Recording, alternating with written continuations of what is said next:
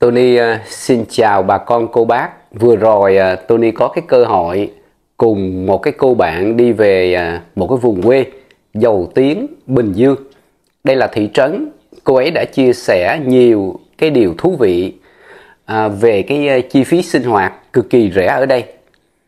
Tại sao mà chỉ với dưới 400 đô la mỗi tháng, bao gồm cái tiền thuê một cái căn nhà nguyên căn, có khu vườn, sân vườn rộng rãi, rất là rộng rãi, đậu xe rồi đường lộ lớn luôn, và cái chi phí ăn uống á, là dưới 300 đô la mình có thể sống thoải mái ở một cái vùng quê như thế này. Thực phẩm tươi sạch, không khí trong lành. Bây giờ hãy cùng tôi đi tìm hiểu sau đây nhé bà con.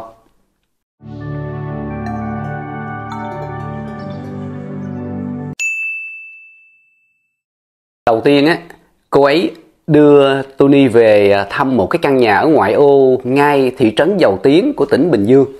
Nói là ngoại ô nhưng mà thực ra chỉ cách chợ Dầu Tiếng khoảng chừng một dặm thôi, khoảng chừng 1,5 cây thôi, rất là gần, nên mà đi chợ hay là mua sắm hàng ngày vô cùng tiện lợi.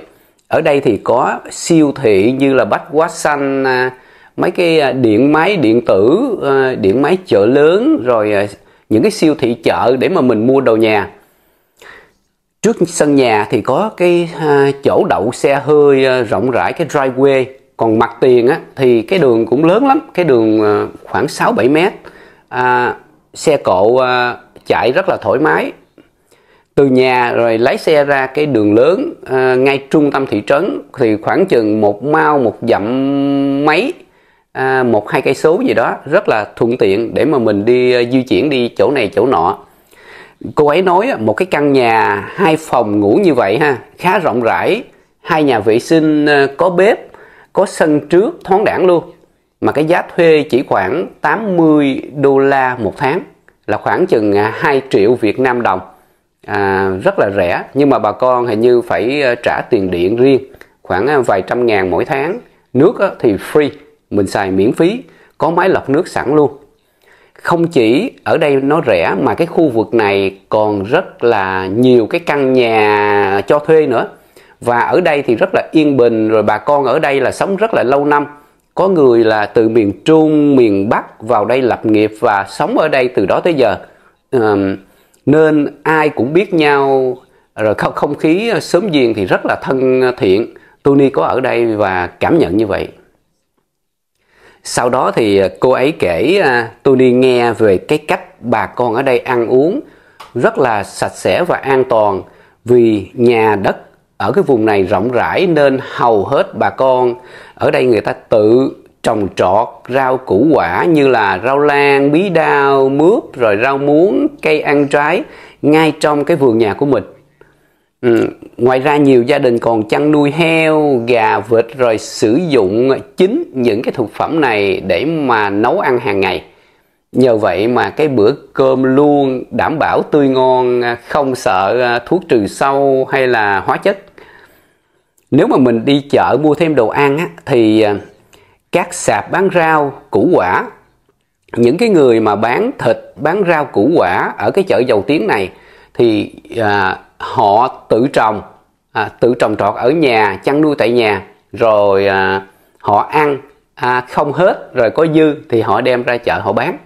Họ không có nhập hàng từ mấy cái chợ đầu mối xa xôi, nên cái thực phẩm ở đây rất là sạch sẽ và cái giá cũng rất là rẻ luôn.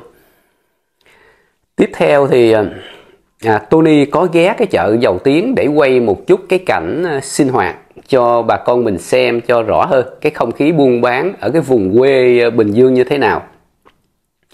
Ở cái chợ này, thị trấn Dầu Tiếng thì mọi thứ gần gũi lắm, bình dị lắm, không ồn ào như chợ lớn ở thành phố đâu.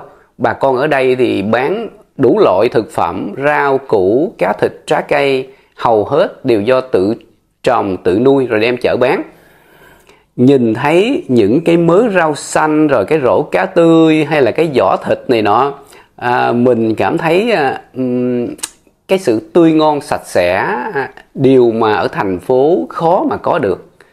Không khí ở chợ cũng vui vẻ lắm, người mua rồi người bán cười nói rôm rả, tạo cái cảm giác thân thiện ấm áp như là gia đình. Tiếp đến thì Tony muốn chia sẻ thêm với bà con về cái thị trấn giàu tiếng này. Hôm đó Tony có đi dạo vào cái buổi chiều và thấy nhiều người lớn tuổi ra công viên đi dạo, tập thể dục, chơi đá cầu, chơi tennis, rồi ngồi nói chuyện rôm rả. Không khí buổi chiều ở đây cũng mát mẻ, yên bình, cái cảm giác mình dễ chịu lắm. Ở cái khu vực này còn có những cái địa điểm giải trí như là hồ dầu tiếng, rồi các khu vui chơi cho mọi người thư giãn, giải tỏa sau những ngày làm việc cực nhọc. Bà con biết là Dầu Tiếng là từ Sài Gòn mình đi cái ngã tư Bình Phước, rồi chạy quốc lộ 13, rồi đi DT 747 hay gì đó, là qua Bến Cát rồi sẽ tới thị trấn Dầu Tiếng nha bà con. Một điều mà Tony nhận ra đó là cái thị trấn này không có căn hộ chung cư cho thuê như là ở thành phố lớn Sài Gòn, Hà Nội hay là ngay trung tâm Bình Dương.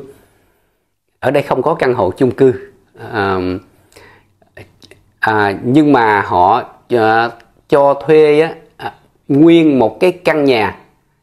Thường cái nhà là có cái sân vườn rộng rãi lắm, vì đất ở đây rất là rộng, thoải mái lắm. Theo chia sẻ của cái người bạn thì cái giá thuê ở đây thì tùy vào cái khu vực, dao động từ 1 triệu cho đến 3 triệu, là từ khoảng chừng 40 đô cho đến khoảng 100 mấy đô la một tháng là cái tiền thuê nhà. Nếu cái người thuê ở ngoài chợ buôn bán kinh doanh này nọ đó thì có thể lên đến 4 triệu 5 triệu, khoảng chừng 150 đô cho đến 200 đô la một tháng. Dù vậy so với thành phố như Sài Gòn, Bình Dương, Hà Nội thì cái giá này cực kỳ rẻ và hợp lý. Thưa bà con, Tony nghĩ như thế này. Cái việc mà mình chọn sống ở vùng quê này thì tùy thuộc vào cái hoàn cảnh, vào cái quan điểm và cái sở thích cá nhân của mỗi người. Nếu bà con thích cái cuộc sống yên bình nhẹ nhàng thì đây là một lựa chọn tuyệt vời, vì cái chi phí sinh hoạt ở đây cực kỳ thấp, có thể thấp hơn 3 lần so với Sài Gòn. Tuy nhiên Tony cũng thấy cái cuộc sống ở đây có thể hơi buồn đối với những người trẻ, nhất là ở độ tuổi 20-30, nếu mà những người đó chưa từng sống ở đây. Nếu mà họ sống ở Sài Gòn thì về đây những người trẻ sẽ cảm thấy hơi buồn, vì ở đây ít có cái chỗ vui chơi giải trí sôi động như là ở thành phố. Dĩ nhiên vẫn có nhiều bạn trẻ đang sống ở đây, nhưng mà họ là những người đã sinh ra và lớn lên ở đây cho nên họ quen rồi. So với thành phố Sài Gòn thì ở đây sống chậm hơn, ít sôi nổi hơn.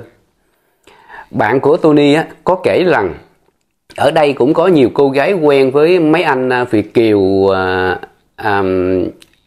ở bên Mỹ, Úc, Canada. Mỗi năm thì những anh Việt kiều này về đây rồi sống với người yêu của họ vài tháng.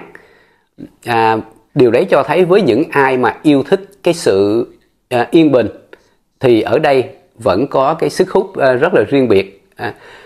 Cô bạn nói là những anh Việt kiều này khoảng chừng 50 mấy tuổi thì họ quen những cái cô gái ở đây và họ về đây sống mỗi năm 5-6 tháng, rồi sau đó họ trở về Mỹ, Canada hay Úc và năm sau họ về tiếp. Cái cuối cùng thì cái lời khuyên chân thành của Tony là nếu bà con có ý định về Việt Nam và muốn sống ở đây, hãy về trải nghiệm trước vài ngày. Mình có thể thuê căn nhà ngắn hạn để xem đây có phù hợp với mình hay không. Bà con đừng có vội vàng mà thuê lâu dài, vì chỉ khi mình sống thử mình mới biết nơi này có hợp với mình hay không. Bà con ơi, Tony làm clip này chỉ với cái mục đích chia sẻ thực tế trải nghiệm của bản thân, chứ Tony không phải là môi giới, cò đất hay cho thuê nhà gì đâu nha bà con. Nếu bà con có dịp về đây mà chưa biết rõ, Tony sẵn sàng hướng dẫn, chỉ đường tận tình nhưng chỉ là giúp đỡ, không phải là môi giới. Tony cũng không làm video để kêu gọi bà con về nghỉ dưỡng hay định cư ở Việt Nam. Tất cả chỉ là chia sẻ quan điểm cá nhân mà thôi. Mỗi người có sở thích, nhu cầu riêng, không ai giống ai đâu. Hạnh phúc không nằm ở cái nơi nào mình sống hay quốc gia nào mình chọn, mà là cái nơi nào đó có người chờ ta trở về, vì nơi ấy là nơi khiến mình cảm thấy bình yên nhất. Tony chúc bà con mình luôn bình an và hạnh phúc. Xin chào, tạm biệt.